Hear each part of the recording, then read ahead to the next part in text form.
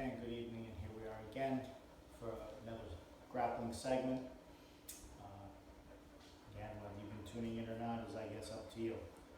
Anyway, how many times we have looked at various things, motion, techniques. And last week, if you watched, we looked at isolation, which is more of a theory. There are some theories of combat fighting, various styles, and certainly jiu-jitsu is one of them, or grappling is one of them.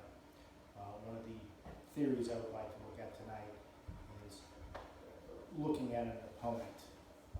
It's an interesting book, and I'm sorry I forget the author, called Black Belt Manager, which is taking martial arts ideas and adapting them to business, or owning and operating business. One of the great lessons I took upon that was breaking down things into individual components, pieces. This relates both to combat and business. Obviously, at this moment in time, I'm not trying to give anybody a business degree, but I do like to look at it in terms of combat. And this works for standing, this works for wrestling, this works for grappling. There's a good FSK video with Sensei, I believe, talking about fighting and hitting and areas to hit. There's a lot that can be taken out of that, but one of the aspects, though maybe I am not looking at it in exactly the same way he is, I would like to look at tonight is, again, looking at an opponent. Okay? So, needless to say, I am bringing in my opponent, who probably at this point in time, some of you may know as well as you know me. Anyway, so many questions are asked, and one of the main questions, if you're facing me, is always when we get started. Just move back a little bit, let me make sure we're both in the frame. Yep. Is, we're in this mode, and many of you have asked me, well, I'm here, I'm looking at somebody, what do I do? What do I do is a huge question. It's a huge question. And it's based on the technique you know. It's based on what you do well. It's based on what you're confident in. And it's also based on what you're presented. But it is also based on the opportunities you make. And those opportunities many times come through what you do to your opponent. So many times we look at an opponent and we're looking at them as a whole. And it can be daunting. Especially if you're looking at somebody you know has talent, somebody you know is good, or somebody that you just sit down and you're like, okay, this guy's 3 times my size. Holy crap. I've been in all those situations. Some of them have come out well, and some of those, let's just say, my experience went up dramatically. My learning experience, which usually means I got my butt handed to me, but that's usually where the most learning occurs. But anyway, that being said, we're getting down into a position, any of those apply. Maybe I'm better, maybe he's better, bigger, small, whatever, almost doesn't matter. The theory is the same here, in that you should start, when you sit down with an opponent, not looking at them as a whole. We talked about isolation last week, which was isolating, which was breaking down to get a limb, neck, hold, and debilitating, and taking out and submitting by using that limb. That isolation many times comes through my attack, what I'm presented, okay?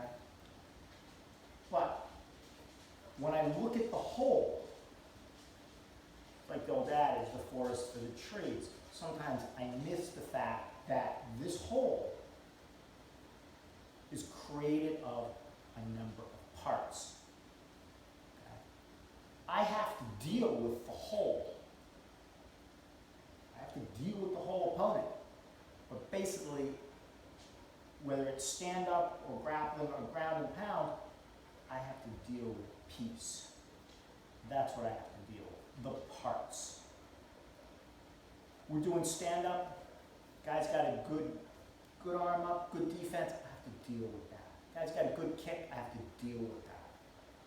I have to deal with the whole opponent, I have to deal with the pieces. So, some ways to look at the pieces. So right now, my opponent is giving me this look. He just sat down. This is not an uncommon look. And he's probably doing this because he has seen me sit here in front of him and has mirrored it well enough. Here we are. So here are the pieces that he is presenting to me that I am now looking at. Now, for me in this perspective, I'm giving you a theory, and I'm basing it on just what we have here. You need to adapt the theory to what's presented. So this is not perfect every single time. It is for this, or it works for this. So here, I'm presented with pieces that I need to deal with. Now, the head and neck for me is way out, unless I'm going to go through or around. I don't like this overall reach. My arm is extended. If it's pounding and he hits, that's something. If not, that straight arm, as we know, is already a danger. Okay? Can be. So I look at my other pieces. I've talked about stalling motion. I don't want him to move. He already knows what's coming from these segments, funny enough, and he pulled back. Or I want to increase my motion, or I want to do something to upset him. So I'm looking at my pieces. So if I feel he's going to come forward and I don't want him to, here's the piece I like to deal with. Many of you have seen me do this. I'll block it out. Just block it. I'll block it. I'll do the same thing to the back leg here and just check it. Now I've checked both. He can't come in. I'm dealing with the pieces. Now, that's one way. I've stopped his motion. Very subtle, not much. Not much. I can shift his positioning. Check. Instead of here, outside. Now I've angled it.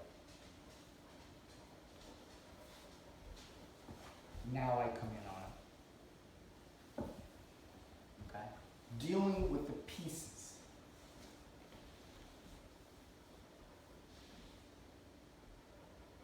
We looked at the arms and everything else. Here are some of the pieces that are presented. Okay? He's opened up. Check. I like opposites. I like angles and opposites. So I'm going to take my far leg and push this back. At the same time, I'm going to tug this forward. And you can do this opposite on either side, but I'm showing you from this because it creates a twisting motion in my opponent. I like this twisting motion. If I can chalk him well enough here, quick enough, and keep his thumb pointed up, dealing with the piece, his elbow is run right across my leg. And I've got a modified arm bar. Am I going to get it? Probably not. But he has to respond. He has to respond. Fine. Now I'm going to continue dragging him. I'm dealing with this piece. Not exactly the whole. It's going to influence the whole. But I'm dealing with the piece. Here. He's bigger. Both arms. It's opening him up. What's up? I'm not doing a submission. Why are you tapping? The pieces. Okay. So that's one look that he's presenting to me. Here, angle yourself a little bit so they can say. So again, stop. Again. I stop the pieces. I may only deal with one piece.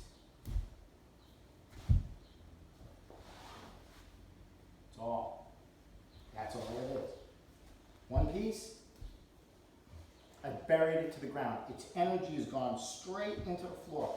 It cannot come forward. It's going to have a real problem going back, especially when I assert my pressure. I've come up, my weight has gone down on that leg. Can you peel this back a little bit? Peeled right into that leg. Now, the fun time, bury in. Now I have a choice. I can go forward or just hauling back. Because I engaged those pieces, made them stationary, and assaulted the hole. But it all started with the pieces. In one piece there? I have to see. Right. So now he's giving me the same look. Okay. So now again, what do you do well? This is something over time will change, develop, and modify.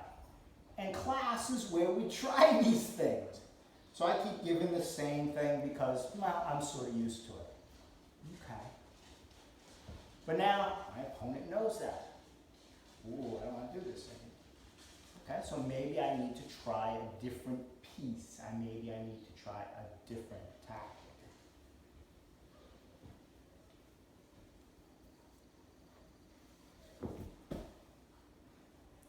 Pull through. I like to knot people. It's already bothering me. I don't like it. But both legs are tied up. Both these pieces are tied up now for a brief moment. Okay. Once I get this for a second or two, again, I like this because I like this motion. I like to trap and I'll bury both ankles. I'm going to take my weight off it just to be a nice guy. But I'll bury both ankles. Those pieces are trapped and they're going to hurt. Oh, every way he's going for me is all good. All this is what I'm looking at. Okay? I don't even have to go. This is it. From like the first class, anybody who was with me, they know. Here. It's almost over now. But it starts with capturing the pieces and breaking them down.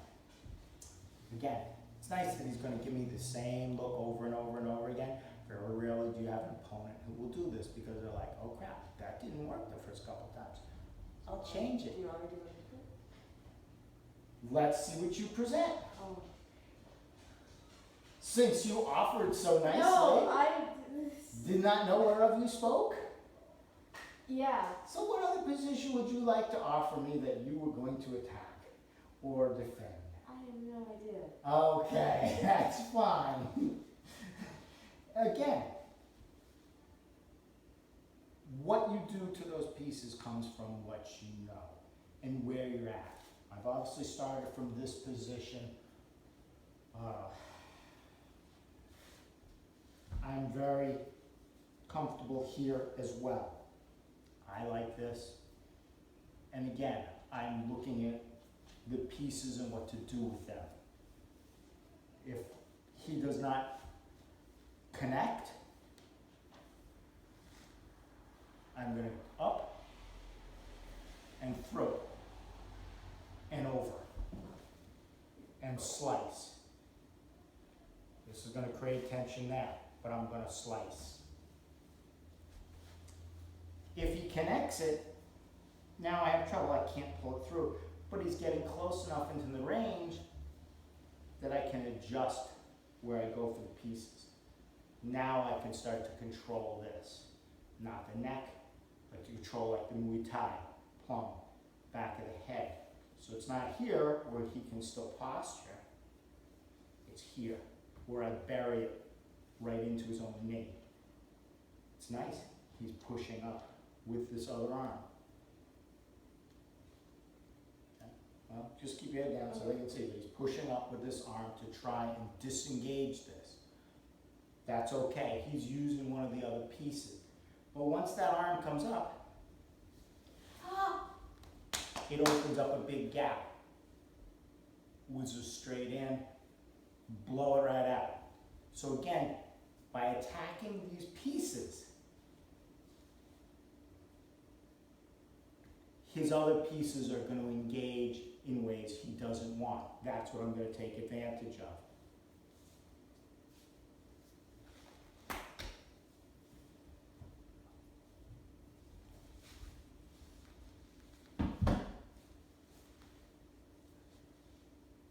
So, again, it's just a theory.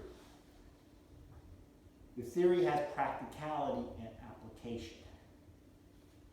Last week I gave you isolation, and this is a theory of breaking down your opponent. In other words, do not accept your opponent as a whole. The whole can be very daunting. Accept it as a single piece or a set of pieces, okay? If you debilitate one, you get the whole. Now, stand up. Stand up. You blast someone. Good. Low kick. And that leg freezes. Suddenly that opponent no longer functions. He doesn't move well. You didn't take out the whole, but you can take out the whole because you ruined one of the pieces. It is the same analogy here. It doesn't change for stand-up or to this. It does not change. Usually when you tap somebody, armbar, rear naked choke, kimura, knee bar, ankle lock, you have not ruined the whole. You've destroyed a piece. Try to remember that. It also sometimes helps in that vis-a-vis the pieces, the whole is not quite as scary. It gives you something to work with. Again, shorter segment. Apparently, as I found out later, I waxed very long last week, but I was having a lot of fun with it. I could do so this week, because I could have a lot of fun with it. As he starts to hit me, I'm trying to wind up, he's going to hit me. Then we get the film segment of me pounding him into the floor. Okay. That would draw some attention. Maybe, I don't know. It's the end of the segment. They've already shut it off by now. Yeah, but if you tell me to surprise again, and it's just me getting beaten this around. I don't know. I said I was going to eviscerate you and nobody truly did. Of course, that's either a segment of it wasn't that interesting or nobody likes you. I'm really complimenting you. Well, that's true too. Anyway, that is at least the concept I would like to put forward this weekend, or this week, excuse me. I hope all of you have a good July 4th weekend for what you may or what little you may be doing, considering the situation we're in. With that being said, I hope sooner or later we can talk about this theory in person. And until then, good night, take care, God bless.